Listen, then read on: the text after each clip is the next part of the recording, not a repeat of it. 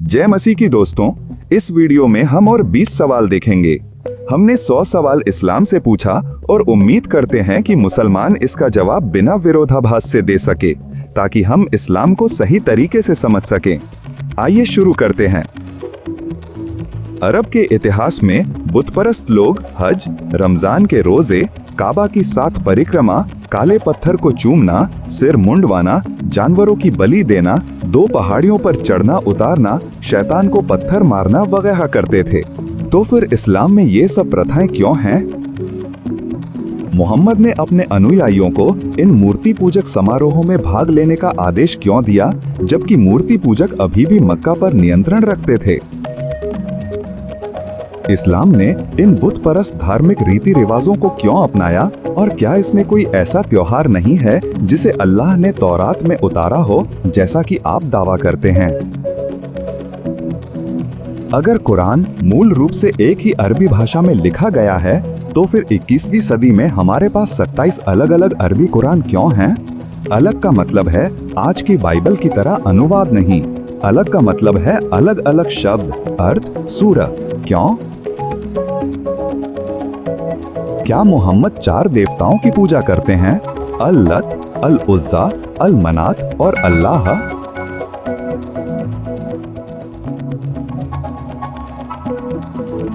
तो फिर कुरान में वर्णित अल-लत, अल-उज़्ज़ा और मनात कौन थे?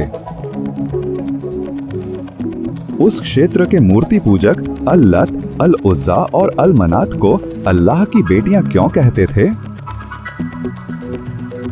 कुरान ने मुसलमानों को अल-लत, अल-उज़्ज़ा और मनात की इबादत करने के लिए क्यों कहा? इस्लाम का अर्धचंद्र प्राचीन विश्व में, यहाँ तक कि अरब में भी, चंद्रदेव हुबल और अल-लत नामक प्राचीन मूर्ति पूजक धार्मिक प्रतीक के समान क्यों है? इस्लाम ने मूर्ति पूजक प्रतीक को क्यों अपनाया और उसे अपना क्यों बनाया? यदि इस्लाम यहूदी या मसीही धर्म का विस्तार है, तो फिर अल्लाह की बेटियों के लिए प्राचीन मूर्ति पूजक प्रतीकों के रूप में अर्धचंद्र और तारों का प्रयोग क्यों किया गया? अरब के यहूदियों या मसीहियों ने अब्राहम और अन्य पैगंबरों की तरह अपने विश्वास के प्रतीक के रूप में अर्धचंद्र और उसके साथ कई तारों का उपयोग क्यों नहीं किया? हम जानते हैं कि कुरान का अल्लाह मसीही ईश्वर यहोवा, पिता, पुत्र और पवित्र आत्मा नहीं है। तो फिर मुसलमान ये दावा क्यों करते हैं कि बाइबल का मूल अविनाशी ईश्वर अल्लाह था और उसे अल्लाह ने प्रकट किया था? क्या यीशु ने स्वयं संपूर्ण बाइबल में कभी ये कहा है कि मैं ईश्वर नहीं हूँ?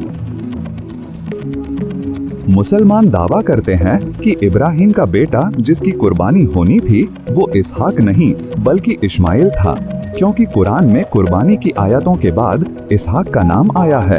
अगर ऐसा है तो कि यीशु मसीह तक के सभी राजा, पुरोहित और पैगंबर इसहाक के वंशज क्यों थे, इस्माइल के नहीं?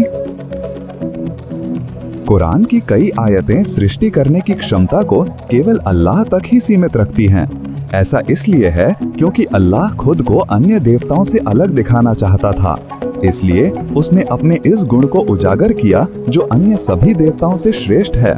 वहीं कुरान स्पष्ट रूप से स्वीकार करता है कि ईसा ने सृष्टि की। क्या कुरान यह नहीं कहता कि ईसा ईश्वर हैं? कुरान कहता है अल्लाह ही एकमात्र है जिसके हाथ में जीवन और मृत्यु है। कोई और जीवन या मृत्यु नहीं दे सकता। अपनी पुस्तक शुरुआत और अंत में इब्न कथीर एक सत्यापित कहानी बताते हैं जो साबित करती है कि मसीह के पास जीवन के साथ साथ मृत्यु देने का भी अधिकार था। इब्न कथीर द्वारा शुरुआत और अंत भाग 2 पृष्ठ 84 और दूसरे हाथों में कुरान स्वीकार करता है कि केवल यीशु ने एक पक्षी को जीवन दिया और मृत्यु पर शक्ति थी, जैसे उसने लोगों को मृतकों में से उठाया था। क्या ये कुरान स्वीकार नहीं करता कि ईसा ईश्वर हैं? सूरा 6 57, सूरा 7 87 कुरान कहता है कि केवल अल्लाह ही न्यायाधीश और शासक है। और अल बुखारी ने यह भी समझाया कि उन्होंने इब्न अब्बास से सुना था, जिन्होंने पैगंबर मोहम्मद को मसीह के बारे में कहते सुना था, अंतिम दिन तब तक नहीं आएगा जब तक मरियम का पुत्र न्याय करने और अन्याय को मिटाने के लिए एक निष्पक्ष न्यायाधीश के रूप में वापस नहीं आता। क्या कुरान ये स्वीकार नहीं करता कि ईसा ईश्वर हैं? मसीहियों को आपके कुरान के कानून की आवश्यकताओं के लिए यीशु में उद्धार की हमारी गारंटी क्यों छोड़नी चाहिए? या मोहम्मद, यहाँ तक कि अल्लाह हमें उद्धार की गारंटी नहीं देता है, और जब आप स्वयं भी नहीं जानते कि आपने न्याय के दिन बचने के लिए पर्याप्त अच्छे कर्म किए हैं या नहीं।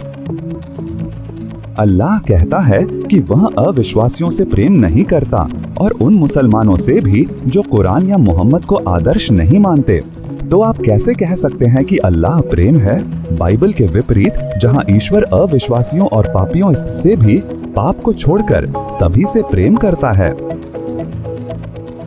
यदि आप कहते हैं कि अल्लाह प्रेम है, तो फिर वह केवल मुसलमानों से ही प्रेम क्यों करता है, सभी लोगों से क्यों नहीं?